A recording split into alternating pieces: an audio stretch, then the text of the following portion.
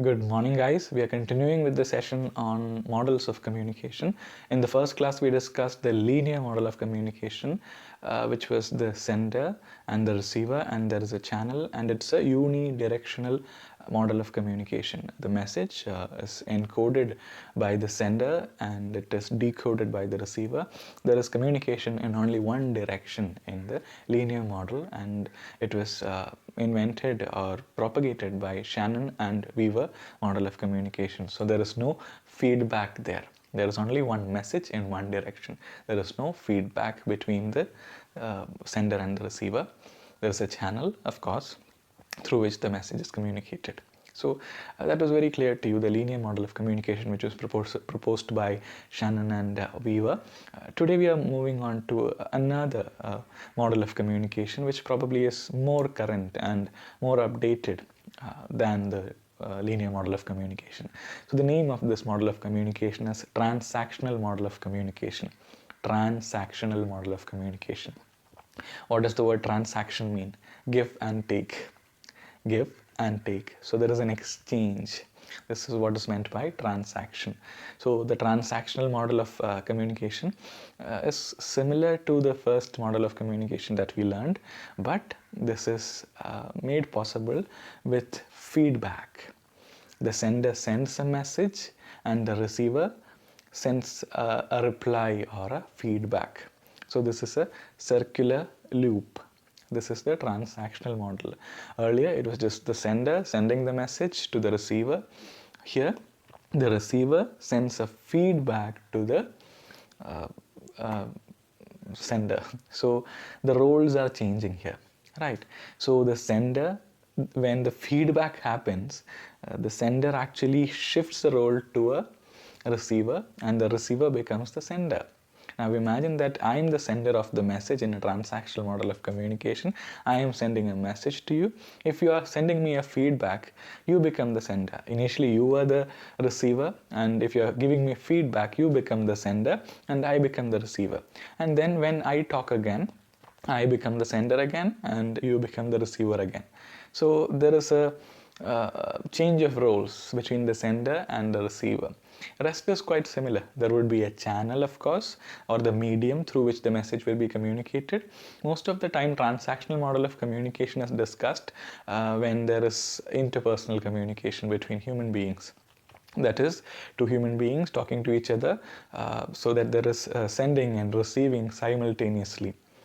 This is a cyclic process. I tell you something, you respond to that, and I respond to what you said, and this communication, this is an ongoing process of communication.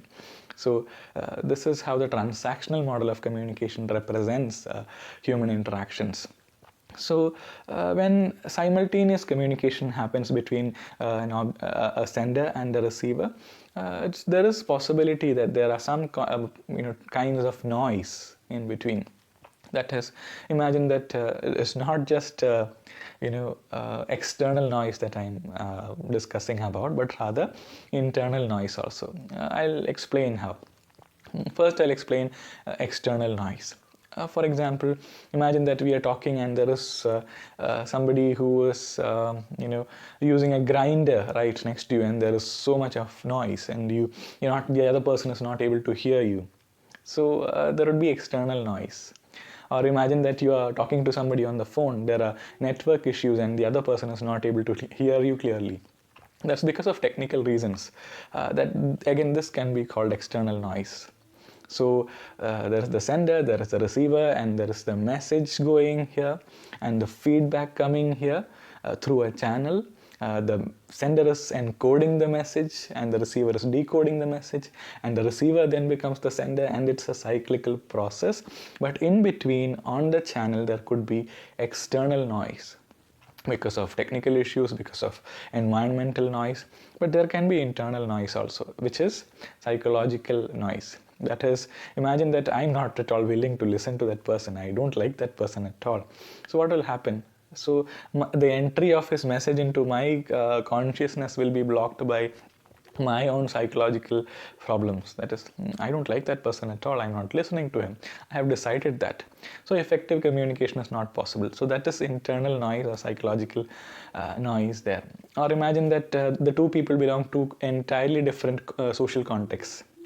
That is, somebody is from one generation, another person is from another generation. So many of the things that one person says cannot be understood by the other person. So this is again internal noise or psychological noise. So I hope this transactional model is very clear to you. So this is actually an updation of the linear model. In the linear model, there was no scope for feedback, and it was never a cyclical process. There was no give and take, but rather it was unidirectional. But coming to the transactional model, what happens is it becomes a cyclical process, and the roles keep on shifting between the sender and receiver, and it's a simultaneous process. It's an ongoing process, and it's more effective model of communication, I would say. So I hope a transactional model is clear, and of course there would be noise in the channel. It could be internal noise, it could be external noise. I explained both internal and external noise. So this is transactional model of communication.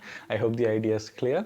So we will continue with the discussion on models of communication in the coming classes. We will have a comparison and contrast between the existing models that we learned. These are the popular models. There are actually numerous models of communication. I want you to Google models of communication and find out certain graphical representations of models of communication and do a comparison between those models, because you are all students who have the potential to explore. So I hope you will do that and stay updated about models of communication. For the time being, I'll wind up. Thank you for listening, guys. Stay safe and stay positive. Thank you.